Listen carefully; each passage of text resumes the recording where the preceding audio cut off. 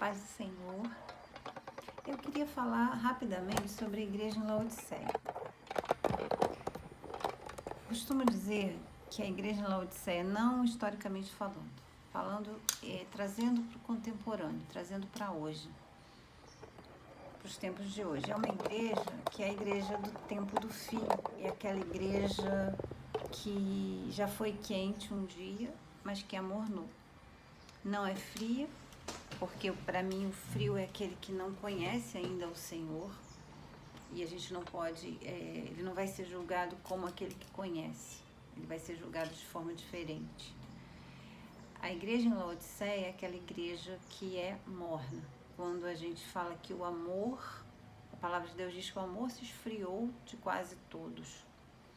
Eu acho que é essa época, é a época do esfriamento do amor, e eu chamo o esfriamento do amor também o esfriamento da fé, porque quem ama a Deus, o amor é visto muito pela fé, né? Sem fé é impossível agradar a Deus. Então, sem fé é impossível provar o teu amor a Deus. E aí entra a questão da apostasia. Então, para mim, está muito ligado à apostasia, o esfriamento, o amornamento, né? Quando você se torna morno, você às vezes tem conhecimento da palavra, você muitas vezes até está dentro de uma igreja, congregando numa igreja, mas você não é mais aquela pessoa fervorosa, você não crê mais como cria, a sua vida, o seu comportamento não é o mesmo de antes, o Espírito Santo já não tem tanto lugar na sua vida. Quando você erra, você já não fica tão incomodado. E essa pessoa é aquela pessoa que amornou. Então a fé, ele está abandonando a fé, o que a gente chama de apostasia. E esse é o maior perigo, né? Porque ninguém abandona a fé quando não teve fé. Você só abandona a fé quando você teve a fé. E essa é a apostasia. Apostasia é alguém que já teve um relacionamento com Deus verdadeiro, que já realmente teve a conversão e esfriou com o tempo. É como a gente já pregou aqui sobre o maná, né? Com o tempo você vai enjoando. A graça de Deus é tão maravilhosa, tem sabor de mel, né? O mel que escorre da rocha.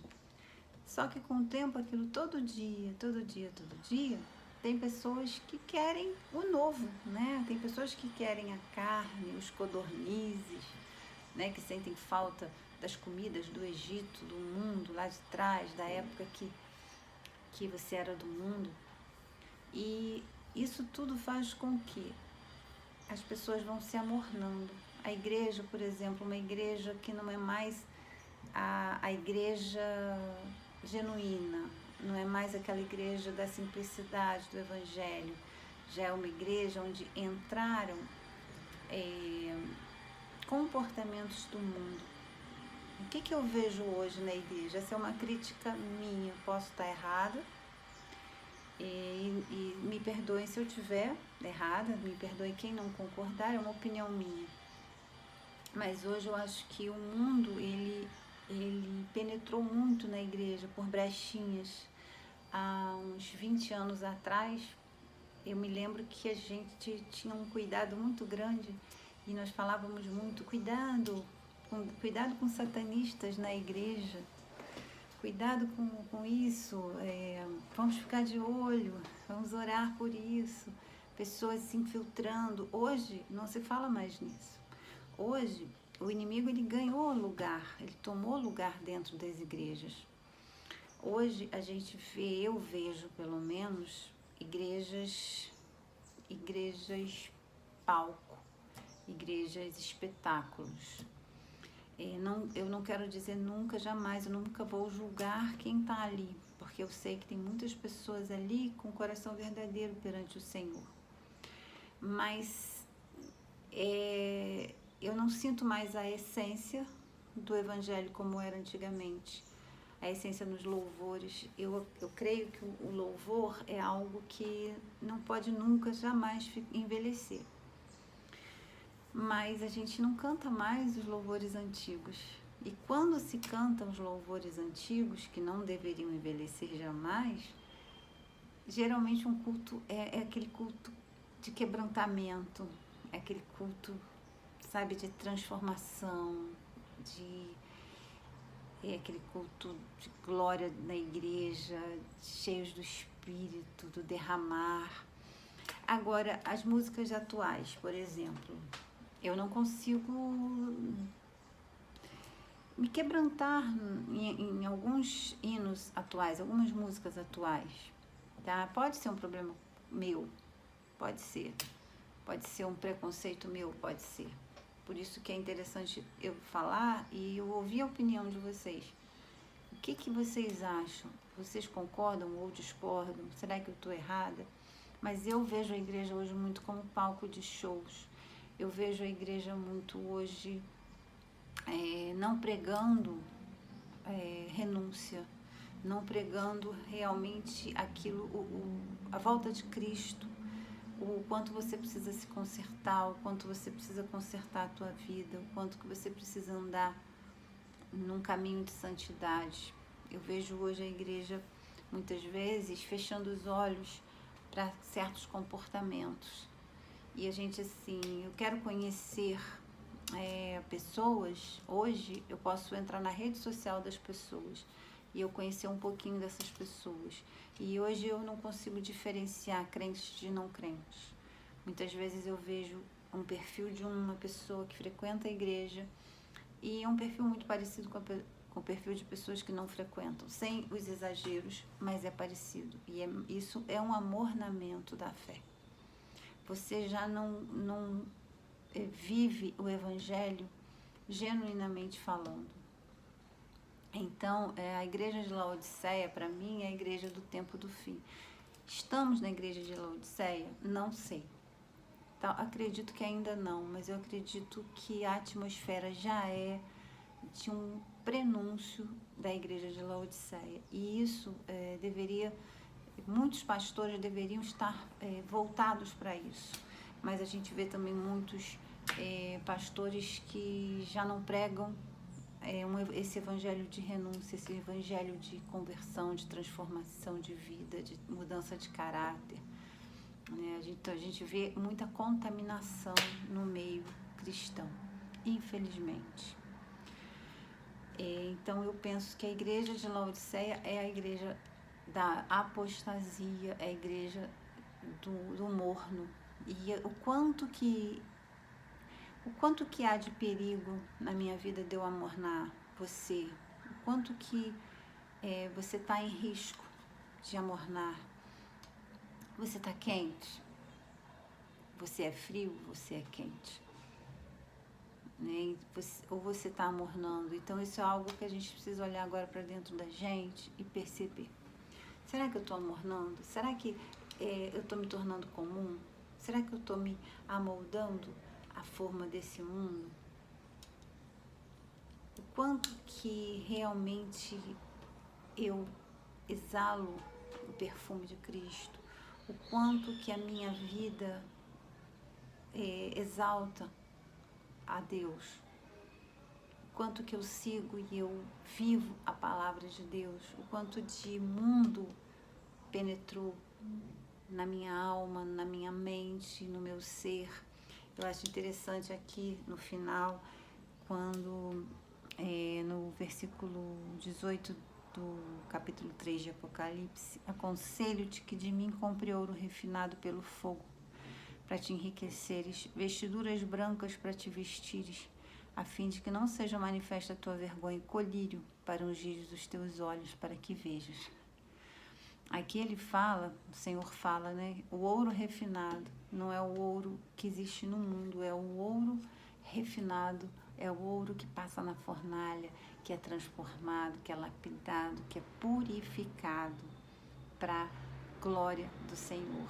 É aquele ouro que já foi provado na provação das tribulações da vida, das lutas, das dificuldades, das provas que o Senhor nos impõe muitas vezes para ver o que há dentro de nós.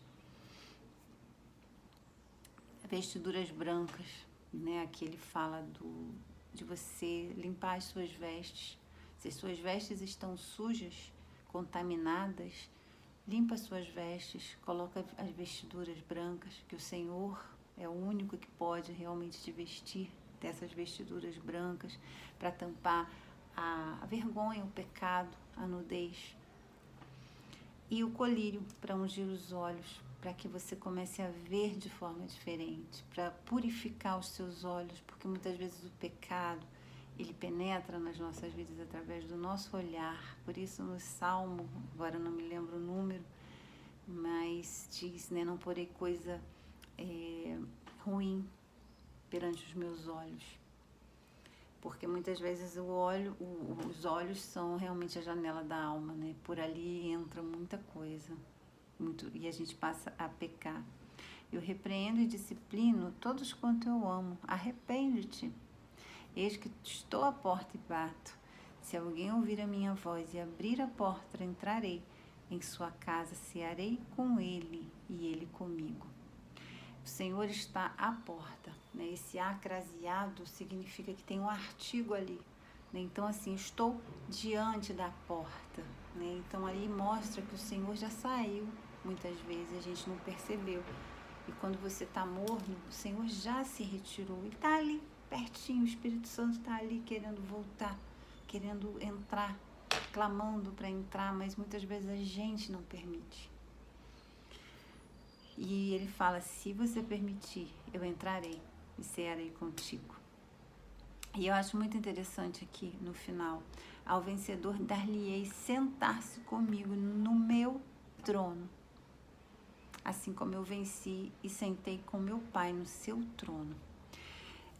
Depois a gente vai ver as outras cartas do Apocalipse e todas elas têm uma promessa, mas eu acho que uma das maiores promessas é a promessa da carta de Laodiceia. Sentar-se comigo no meu trono. Então, é uma igreja morna, é uma igreja que, para mim, é um período de apostasia, é um período de pecado, é um período que é muito fácil sair da presença de Deus, é muito fácil ficar morno ali na presença de Deus e ninguém perceber, só o Senhor vai perceber. Então, é muito difícil no meio desses um crente continuar sendo crente fiel. Então, se você, se a gente continua sendo íntegro e fiel ao Senhor no meio de um povo morno, que glória maravilhosa é para Deus a nossa vida. Se você consegue ser luz em meio a trevas, que coisa maravilhosa, que canal de Deus você vai ser no tempo do fim, no meio de uma geração perversa, pecadora.